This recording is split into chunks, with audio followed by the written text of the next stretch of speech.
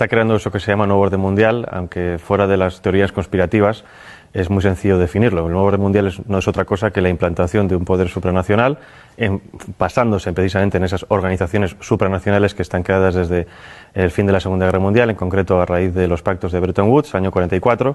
Tenemos la Unión Europea, Fondo Monetario Internacional, Banco Mundial, la ONU misma y todas sus subdivisiones. Y lo que está claro que busca es implantar una nueva humanidad, un único mundo, con un único gobierno, con una única religión, un único sistema económico. Pero para eso tenemos que eliminar el ser humano anterior. Por eso esos pilares que son los fundamentales: relativismo moral, laicismo, ideología de género, entre otros tantos. Podemos añadir aborto, ahora viene la eutanasia, con el objetivo de desprogramar al ser humano que existía antes, implantar un nuevo código de valores y poder empezar a implantar el transhumanismo, que es al que vamos. Vamos en lo que llaman también la cuarta revolución industrial, que es la implantación de un sistema robótico basado en inteligencia artificial que controle todo aquello que antes era de alguna manera esporádico en el ser humano. Para eso necesitamos, como les decía, formatear, eliminar la antigua civilización, en este caso la civilización cristiana, los valores cristianos, e implantar una nueva serie de valores que permita a las nuevas juventudes que entren perfectamente en esa nueva realidad. Para esto es lo que llaman, entre otras cosas, la Agenda Global 2030 o la Agenda del siglo XXI. Las Naciones Unidas han promovido la Agenda 2030 y esta debe de mantenerse como la guía central. Lo sorprendente y lo llamativo es que está todo perfectamente entrelazado y todo perfectamente conectado, porque si tocamos todos los puntos, la salud, la educación, la ciencia, todo eso les va a permitir guiar, digamos, todo de forma paralela, todo hacia un mismo punto. Aunque en la realidad, obviamente, sabemos que hay gobiernos nacionales, en la práctica, gran parte de estos gobiernos nacionales para nada están trabajando para el bien de sus naciones, sino que trabajan precisamente para los intereses de estos globalistas.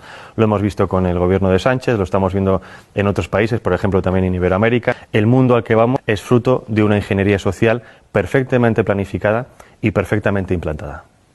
La implantación primero es ideológica.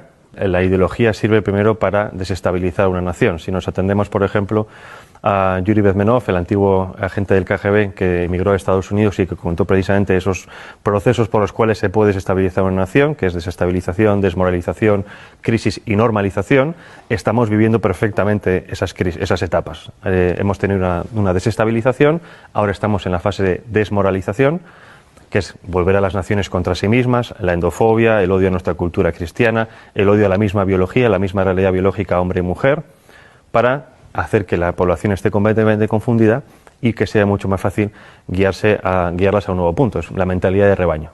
Ahora bien, primero es la ideología, segundo es lo demás: implantación social, económica, política, tecnológica, medioambiental, sanitaria, alimenticia. Todo esto está perfectamente diseñado en la página del Foro Económico Mundial. Tienen perfectamente diseñado cuál va a ser el nuevo mundo. No dejan nada fuera. El aborto es algo que está en la Agenda Global 2030, que está incrustado en el ADN de los globalistas y que lo quieren promocionar a todo coste. El aborto, para que lo entendamos, es una política de Estado. El aborto se aplica desde el año 74 a través del informe de Kissinger, que viene precedido de un informe de la Fundación Rockefeller del año 72, que viene precedido de unas declaraciones de Robert McNamara, que fue secretario de Defensa con Nixon y que en el año 68 pasó a ser presidente del Banco Mundial. ¿Qué pasa? Obviamente, si entendemos esto como una política de Estado, obviamente no se puede vender al resto de la población diciendo: ustedes van a dejar de tener hijos porque a nosotros nos interesan los recursos que ustedes tienen. Lo que se hace es un marketing político. Y esto es como nos están vendiendo todo. El aborto es un interés de Estado, es un interés geoestratégico. Todas las demás propuestas que tenemos hoy en día, ideología de género, ecología o esta nueva religión medioambiental, todo eso es lo mismo. Son políticas de Estado que nos lo venden para el gran público con un marketing político para que la gente lo acepte. Porque, por ejemplo, si entendemos ahora las políticas medioambientales como, digamos, obviamente necesarias para todos los gobiernos, dentro de esas políticas medioambientales está la reducción de la población. Nos lo venden como un bien necesario, es decir, si seguimos creciendo vamos a destruir el planeta, por lo tanto, dejen ustedes de tener hijos, porque si no este ritmo es inaguantable. Nos venden la ideología verde como algo necesario, pero que dentro de esa ideología verde contiene todas estas políticas de Estado que nos lo quieren vender para, obviamente, controlar a la población. Con el objetivo precisamente de desestabilizarnos para poder tener el control completo sobre nosotros. No hay nada más fácil que dominar que una población enfrentada entre sí. Por eso es tan importante entender cómo funciona la aplicación de las políticas, cómo funcionan las élites supranacionales, para poder entender qué tipo de política se nos está aplicando a nivel nacional y local. El enemigo a abatir por esta élite supranacional o globalista no es otra cosa que el ser humano. Es decir, hay un desprecio absoluto por parte de las élites por el ser humano corriente, no solo en las élites supranacionales, también las tenemos en las élites nacionales. Y obviamente para destruir a esa parte de la población, no en el sentido físico, sino en el sentido psicológico, hay que atacar obviamente sus creencias, sus bases morales, y en este caso primero es destruir las naciones y obviamente la religión. Hay un objetivo que es crear una religión única. Es decir, las religiones tradicionales son un escollo para ese nuevo orden mundial, para la consecución de ese poder político.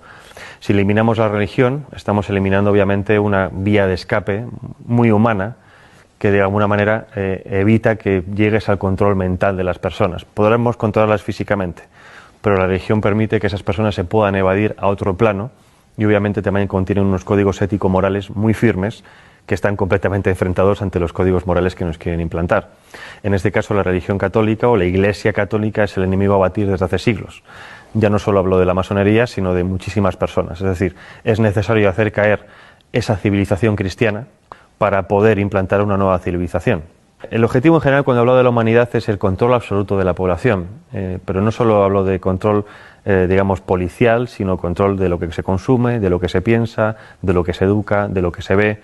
Más o menos yo creo que todo el mundo tiene en la cabeza esta realidad porque es un poco lo que estamos viendo. Nos censuran las redes sociales, nos censuran medios de comunicación, censuran incluso en los mismos colegios y esto no es otra cosa que poner barreras. Entonces necesitan acabar con todo eso para poder tener el control. Obviamente cuando hablo de Soros como uno de los principales promotores de este nuevo orden mundial, lo dejo muy claro, uno de los principales, o digamos una de las caras visibles. Yo creo que si conocemos a Soros tanto, es porque a Soros se le permite mostrarse. ¿Con esto qué quiero decir? Con esto digo que los verdaderamente poderosos están en la sombra. Ahora bien, si Soros, digamos que trabaja en el lado social, quiero decir la sociedad civil, es decir, es un experto en modificación de conciencias. Para eso trabaja en la ventana de Overton. La ventana de Overton es una herramienta que nos permite transformar lo imposible en un hecho factible. Y hay varias fases. Obviamente primero viene la propaganda, la ideología. Para eso se crean y se financian think tanks, fundaciones, asociaciones que generen supuestos documentos científicos, oficiales, estudios, etcétera, de los cuales después se hagan eco los medios de comunicación. Esos medios de comunicación llegan a las masas. Las masas, a base de repetición de estos estudios, estos conceptos, estas ideologías, acaban, si no aceptando como propias esas ideologías o pensamientos, sí aceptándolos diciendo que es algo como ya existe y lo ven por todas partes, es algo que hay que aceptar. Una vez llegamos a esa tercera fase, viene la cuarta fase, que es la de los políticos. Los políticos, obviamente, con el interés partidista de continuar en el poder, se hacen supuesto eco de esas reclamaciones supuestamente sociales y, obviamente, después el quinto, que es la transformación en leyes, la legislación. Entonces, esos 5 pasos es lo que se ha seguido con muchísimas cosas. Tenemos el aborto, tenemos el matrimonio homosexual, ahora tenemos ya ha empezado la eutanasia y el siguiente paso es la pedofilia. Y esto es pura matemática, es ciencia política y siempre funciona. Entonces, si nos atenemos a que esto sirve para aplicar ciertas cosas, ¿qué es lo que ha hecho Soros a nivel social? Lo mismo. Ha financiado ONGs, asociaciones, fundaciones, ha financiado medios de comunicación, ha financiado a políticos e incluso ha financiado a instituciones como por ejemplo puede ser la Unión Europea o el European Council on Foreign Relations, que es la versión europea del CFR norteamericano, que es el principal lobby de la política exterior norteamericana, en este caso en Europa. Entonces, si tienes los 5 pasos o los 4 pasos de los 5 en tu mano, es mucho más fácil modificar la realidad de los ciudadanos toca todos esos palos. Si nos vamos a instituciones supranacionales, ¿cuál es el papel de la ONU, de la UE? Es muy parecido. Bueno, el Banco Mundial obviamente es la gestión económica mundial, lo mismo parecido del Fondo Monetario Internacional a la hora de préstamos. El control económico y los préstamos sirven para el chantaje económico de las naciones. Hay muchísimas naciones africanas que se han quejado precisamente del chantaje económico de dinero supuestamente de ayudas al desarrollo, siempre dependiendo de cuestiones como, por ejemplo, la implantación del aborto, la implantación de la ideología de género, de educación sexual temprana para los niños, etcétera, etcétera. La OMS ha sido fundamental para la implantación de la idea de que existe una pandemia mundial, y si no hubiera sido por la OMS, en este caso por Tedros Adhanom, no se hubiera creado o no se hubiera llamado un confinamiento mundial. Primera vez en la historia que los ciudadanos de este planeta hemos visto cómo en todas las naciones se seguían los mismos pasos. Es decir, nada ha conseguido antes que realmente hubiera una coordinación nunca antes vista a nivel global.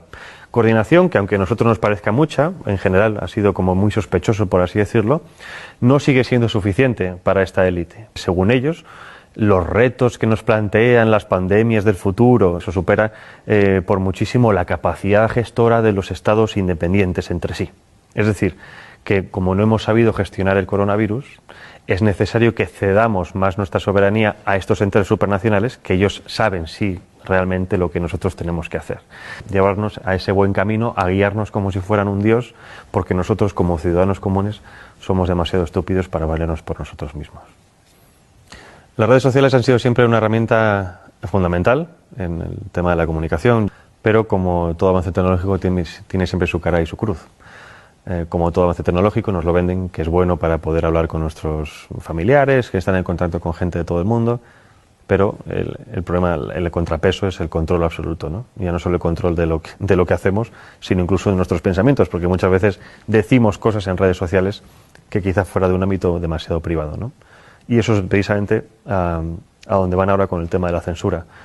Han visto que en los últimos años ha habido también una pequeña revolución en redes sociales, dado que cada vez hay más perfiles conservadores, antiglobalistas, más perfiles de gente contraria a los designios de este nuevo orden mundial, ¿no? Y si estuviéramos realmente en un mundo libre, democrático, y esto lo digo para que la gente se dé cuenta de que no vivimos en un mundo libre democrático, la libre circulación de ideas y de debates debería ser una de las principales características de todo sistema. Y estamos justo en lo contrario.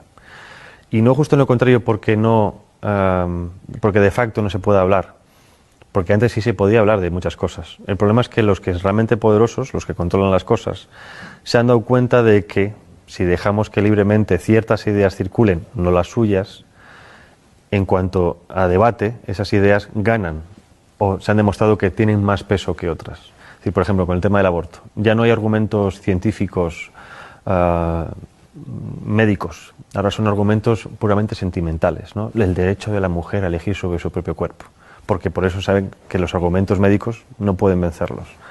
En cuanto a argumentos, por ejemplo, de información de los medios de comunicación, de cómo funcionan los medios de comunicación, de cómo funcionan los gobiernos, exactamente lo mismo.